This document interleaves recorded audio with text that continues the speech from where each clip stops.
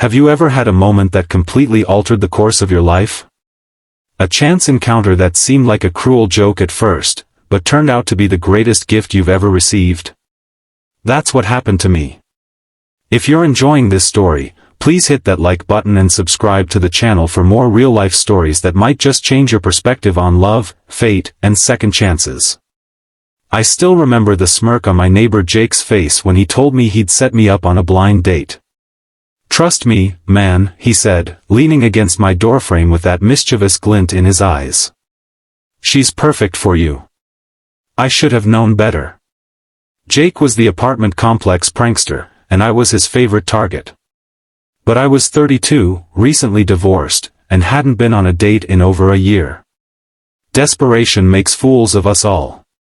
The restaurant Jake chose was upscale, too upscale for what I assumed would be a prank date with someone who was either non-existent or completely incompatible with me.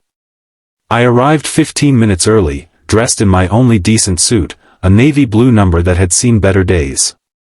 The hostess led me to a corner table where I nervously adjusted my tie and checked my watch every 30 seconds.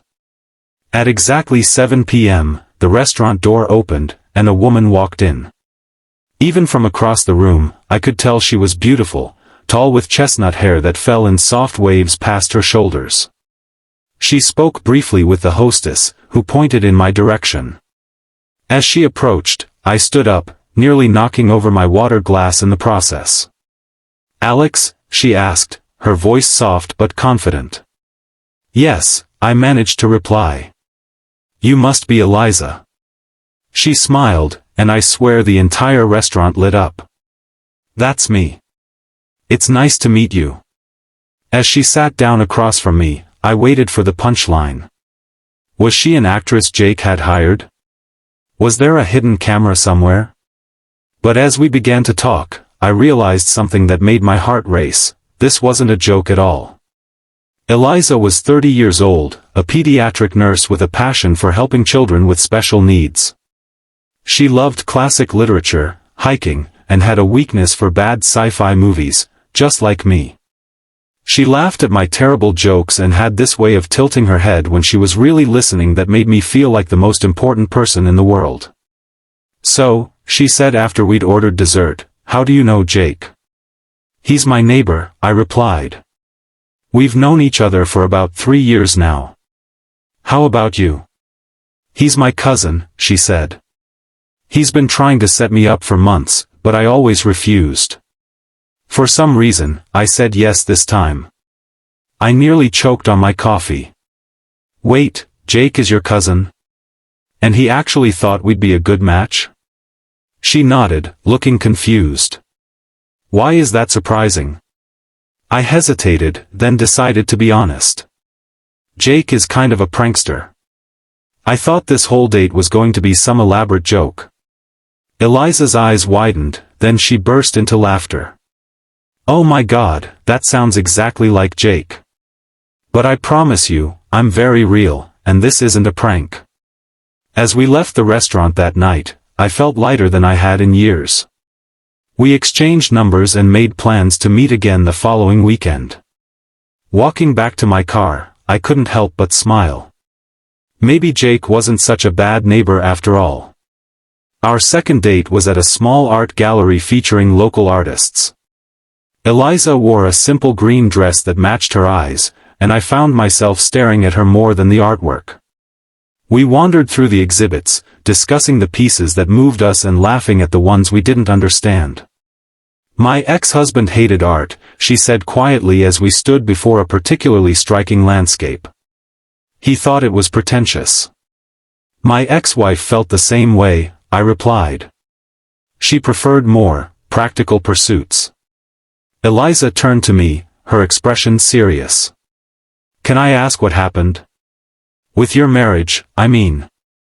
I took a deep breath. This was usually where I changed the subject, but something about Eliza made me want to be honest. "We grew apart," I said. "Or maybe we were never really together in the first place. We got married young, I was 24, she was 23. We thought we wanted the same things, but as we got older, it became clear we didn't. She wanted to focus on her career, travel the world. I wanted to settle down, maybe have kids someday. That must have been difficult, Eliza said, gently touching my arm. It was, I admitted. The divorce was finalized last year, but we'd been separated for almost 2 years before that. What about you? Eliza's eyes clouded slightly. Similar story, different details. We were married for 5 years. He was a surgeon, brilliant but cold. He was never physically abusive, but he had a way of making me feel small, insignificant. Like my dreams didn't matter compared to his. What dreams? I asked. She smiled, but it didn't reach her eyes. I always wanted to open a specialized clinic for children with developmental disabilities. Something that combines medical care with art therapy, music, outdoor activities, a holistic approach. He thought it was impractical, a waste of my nursing degree. That doesn't sound impractical at all, I said. It sounds amazing. The smile that spread across her face then was genuine, lighting up her entire being. You really think so? I do, I said, meaning it. The world needs more people with dreams like yours. As we left the gallery, our hands found each other, fingers intertwining as if they'd been doing so for years. That night, standing on her doorstep, I kissed her for the first time. It was gentle, tentative, but filled with a promise of something I hadn't dared hope for in a long time. Over the next few months, Eliza and I fell into an easy rhythm. We spent weekends exploring hiking trails, evenings cooking dinner together in my small apartment kitchen, and nights talking until dawn about everything and nothing. I learned that she snorted when she laughed too hard, that she couldn't function without her morning coffee, and that she cried during sad commercials. She discovered my collection of vintage comic books, my inability to fold fitted sheets, and my secret talent for making perfect pancakes. But it wasn't all smooth sailing. About 4 months into our relationship, I noticed Eliza becoming distant. She canceled plans last minute, took longer to respond to texts, and seemed distracted when we were together. My insecurities from my failed marriage began to resurface. Was she losing interest? Had she met someone else? One evening, after she'd been particularly quiet during dinner, I finally asked, "Is everything okay? You seem elsewhere lately." She set down her fork and took a deep breath. "I got a job offer." "That's great," I said, relieved it wasn't what I'd feared. "Where?" "Boston," she replied, not meeting my eyes. "It's at a children's hospital that's starting a new program for kids with special needs. It's exactly the kind of work I've always wanted to do." My heart sank. Boston was over 800 miles away. "When would you start?" "In 6 weeks," she said. "Alex, I don't know what to do. This is my dream job, but I don't want to lose what we have. I know long-distance relationships are hard, and we've only been together for a few months, and I would never ask you to uproot your life for me, but..." "I'll go with you," I said, surprising even myself. Eliza's head snapped up. "What?" "I'll go with you to Boston," I repeated, more certain this time. "My job is remote anyway, and I don't have much keeping me here except for you. But your friends, your apartment, are all things I can leave behind or maintain from a distance," I said. "Eliza, I love you. I know it might seem fast, but I've never been more certain of anything in my life." Tears welled in her eyes. "I love you too," she whispered. "But I can't let you make this decision lightly. This is a huge change." "I'm not making it lightly," I assured her. "I'm making it because I believe in us, and I believe in your dream. Let me be part of it." The next 6 weeks were a whirlwind of preparations. I gave notice on my apartment, sold furniture I didn't need, and packed up the rest. Jake, when I told him I was moving to Boston with Eliza, laughed until he cried. "You're welcome, by the way," he said, wiping tears from his eyes. "For what?" I asked, though I knew the answer. For setting you up with my cousin, obviously. Best prank I ever pulled, right? I couldn't help but smile. Yeah, I guess it was. Moving day arrived faster than expected. As we loaded the last of our belongings into the moving truck, I felt a mixture of excitement and terror. Was I making a mistake? Was I rushing into another relationship that was doomed to fail? But then Eliza took my hand, her green eyes full of love and determination, and I knew I was making the right choice. This wasn't like my marriage, a union built on youthful optimism and vague hopes for the future. This was a decision made with open eyes and an open heart, a leap of faith taken not out of desperation but out of love.